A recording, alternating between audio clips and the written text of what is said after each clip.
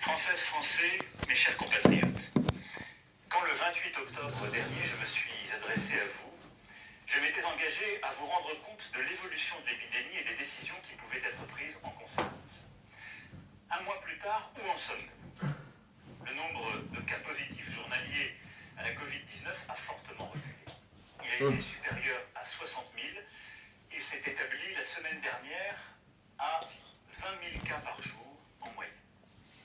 Après avoir atteint 33 500 patients hospitalisés le 16 novembre, soit plus que lors de la première vague, nous avons aussi commencé une lente décrue. Le nombre de personnes en réanimation du fait de la Covid-19 est passé de 4 900 le 16 novembre à 4 300 aujourd'hui.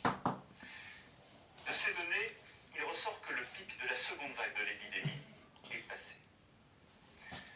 Lors de ma dernière intervention, nous redoutions des chiffres bien pires encore. Et nous les avons évités. D'une part, car nos efforts, vos efforts, ont payé. L'esprit civique dont vous avez fait preuve a été efficace.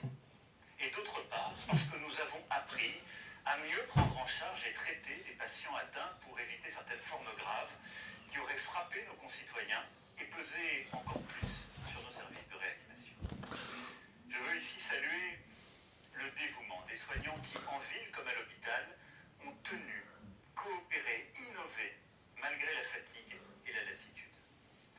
Je salue tous les professionnels, les associatifs, les bénévoles, qui ont aussi ici aidé. C'est tous ensemble que nous avons obtenu ces résultats. C'est tous ensemble que nous avons sauvé des vies.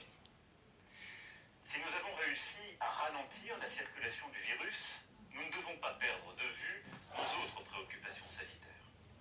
Il nous faut d'abord continuer de traiter, parfois de reprendre les soins pour les autres patients. Il nous faut aussi nous préparer à faire face aux conséquences de long terme liées au virus. Des scientifiques et des experts travaillent d'ores et déjà avec l'assurance maladie à un suivi de long terme des malades de la Covid-19. Je demande aussi au gouvernement de préparer une stratégie pour prendre en compte les conséquences psychologiques de la pandémie et des différents confinements. Je sais en particulier combien les personnes âgées, à domicile comme dans les maisons de retraite, combien les personnes en situation de handicap ont souffert et souffrent encore de leur isolement et combien nous devons les accompagner dans la durée. Il nous faut enfin redoubler de vigilance pour prévenir et répondre aux violences faites aux femmes et aux enfants durant cette période de confinement. Certes donc, nous avons freiné la circulation du virus, mais il demeure très présent.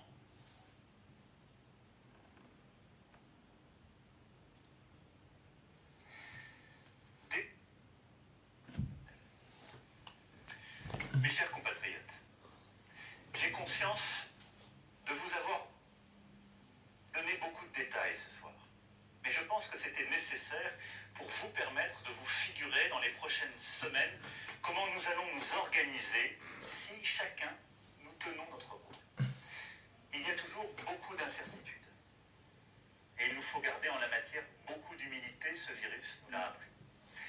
Mais je ferai tout ce que je peux pour me battre à vos côtés, pour vous protéger et réussir à maîtriser cette épidémie. Cette épreuve qui dure depuis bientôt 1 an est difficile pour chacun de nous. Et nous ne sommes pas au bout. Et je ne veux pas que nous nous laissions aller ni à la résignation. Il nous faudra consolider ces forces que parfois nous ne soupçonnions pas et corriger ces vulnérabilités que parfois nous ne voulions pas voir. Pour ce faire, nous devrons nous en remettre au savoir et à la science. Ne jamais céder au complotisme, à l'obscurantisme, au relativisme. Nous devrons continuer à innover, à créer, à entreprendre. C'est la force de l'esprit français. Nous aurons à redresser notre économie tout à la fois en investissant, en travaillant et en étant solidaires. À ce titre, le plan de relance de 100 milliards d'euros permet de préparer l'avenir de notre économie en créant des emplois dans des secteurs nouveaux et en les développant. Mais pour les semaines à venir, nous devons chacun à la nation l'esprit de responsabilité.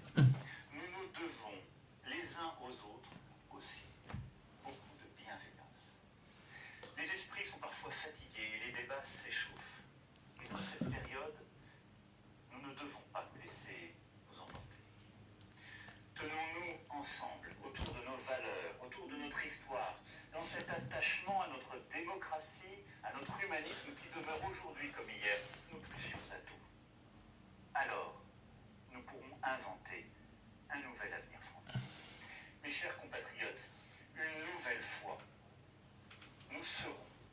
certitude au rendez-vous des défis des semaines et des mois qui viennent.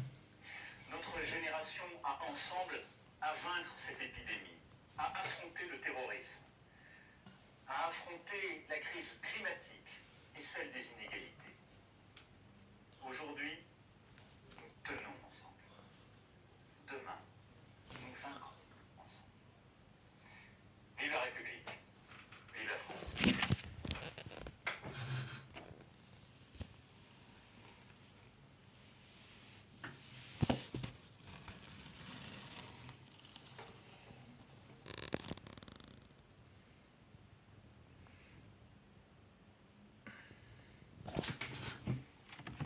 Donc voilà, voilà, enfin putain, fait du coup, de putain, c'est de la con, diète ensemble. Chiffre 2 à partir maintenant. Voilà, vous les images, dans les images, dans les images, par la visée, déclamant beau, vraiment, une fois le pédale, mais à con, après le fois, ça va être demandé. Puis, on va inventer, vraiment, et pas léger, clairement, bon, l'esthétique. Et Macron a dit, et demain, parler demain soir. C'est pareil sur deux. Arrivé, Zan et Sullivan, ici même à Fond-le-Comte. À bientôt.